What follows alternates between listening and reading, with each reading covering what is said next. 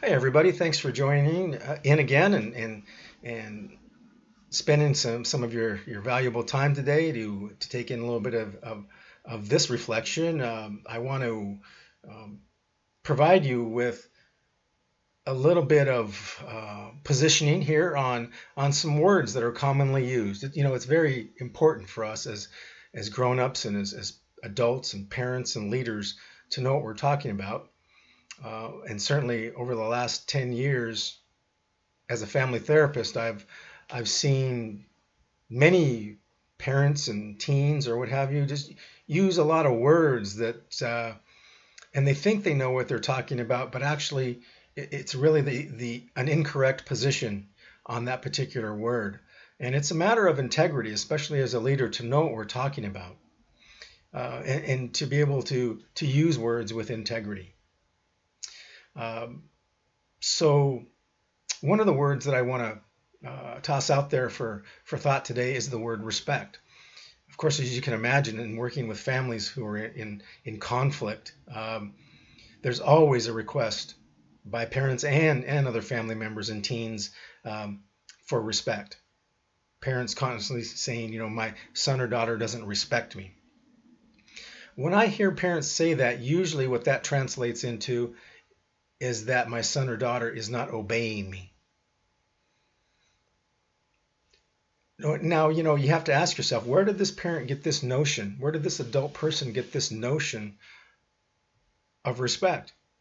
See, because most oftentimes people go through life not appreciating that much of their perspective and the language that they use has been picked up from the family that they grew up in and the community they grew up in. And so incorrect usage of words and language gets passed on from generation to generation as well. Distortions, if you will, in reality, if you will, a reality of what a word actually means.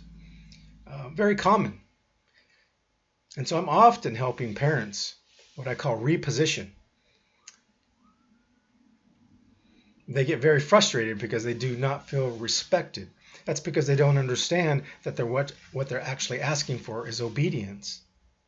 Well, why does that backfire, especially once puberty hits, especially, you know, when by the time, you know, our children hit 11, 12 and above? Why does that backfire and get worse and worse?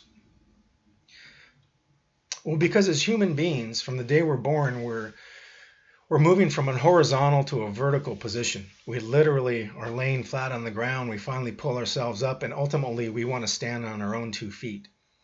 There isn't one of us who doesn't want to become independent, to stand on our own 2 feet. And there isn't a parent out there who doesn't want their son or daughter to become their own man or their own woman. When we're little, we're like, you know, like a blank hard drive. The adults, the community, the world around us plugs in this software. We don't think much about it. And when I say plugging in this software, that's, you know, traditions, you know, hidden agreements, but also words and understanding of words and definition of words, uh, perspectives. All those things get kind of plugged in there when we're real young. And they have to be because when we're young, our brain isn't developed enough to really be able to stay out of harm's way. So we take a lot of direction. Our parents give us a lot of direction, a lot of information, a lot of lectures. But about the time puberty hits, there's a switch that flips. It's a moment where we call or really what magnifies is this thing called individuation, where we want to become our own individual, our own man and our own woman. And in order to do that, we have to pull out all that software that was plugged in and we have to question it. And so many parents get so offended when their kids ask them questions. Well, why should I be home to eat dinner? Well, why should I clean up my room? Well, why should I go to school? Why shouldn't I smoke dope? Why, you know, all these questions start to come up. And parents go, well, what's the problem? I never had a problem until they got to high school. I never had a problem until they, you know, turned 12 or 13. That's almost 100% that parents will say that. That's because this switch has flipped and this whole thing called individuation has really kicked in overdrive. So the days of lecturing and giving direction and information are over. I mean, what is the point of parenting, really? The point of leadership? It's to help people become free. It's to help people become liberated.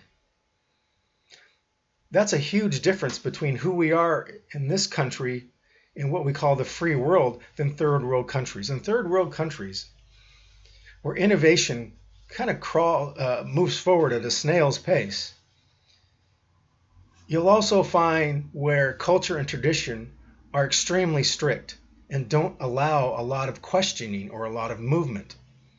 So what you have there is you just have a moving of tradition or information from one generation to the next, not an evolution.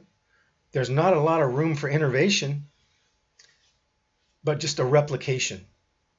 And so those societies don't advance as quickly as we do here in the free world. What allows that to happen is this appreciation that we have for this process called individuation, that we have a desire for freedom and for liberty.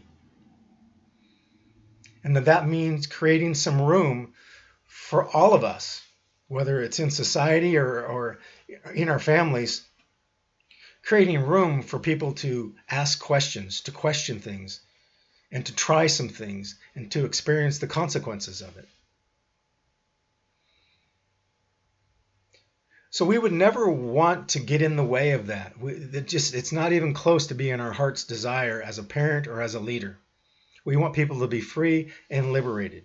So if my son just obeys me, then I rob him of liberty. I rob him of freedom. I'm an obstacle to the individuation process. And it's likely I'll get run over. What happens to parents then and leaders when they get in that way, in the way of that? They become an irritation. Tension starts to show up in the household and conflict. And if a leader, if a parent isn't willing to be accountable for their strategies, it can get pretty nasty. It can move to a physically confrontational situation. So huge difference between respect and obedience. Respect simply means the RE on the front of the word means again. Spect means to look.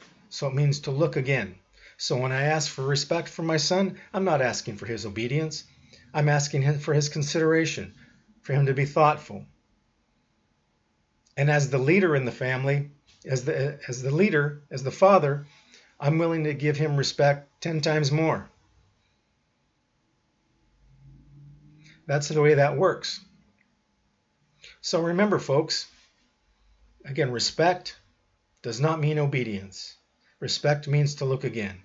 Obedience beyond the age of 11, 12 is really a loss of integrity on the leader's part. If you find yourself really wanting to have obedience from your coworkers or your subordinates or your family members, look deeper into that, because it's very likely that something is driving that you're not aware of. It's really a demand for obedience rather than an invitation to look again. Something's driving that. So have a look at that. And we'll address that in upcoming presentations. So again, thanks for tuning in.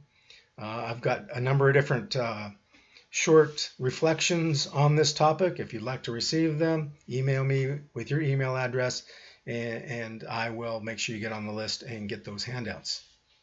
Have a good day.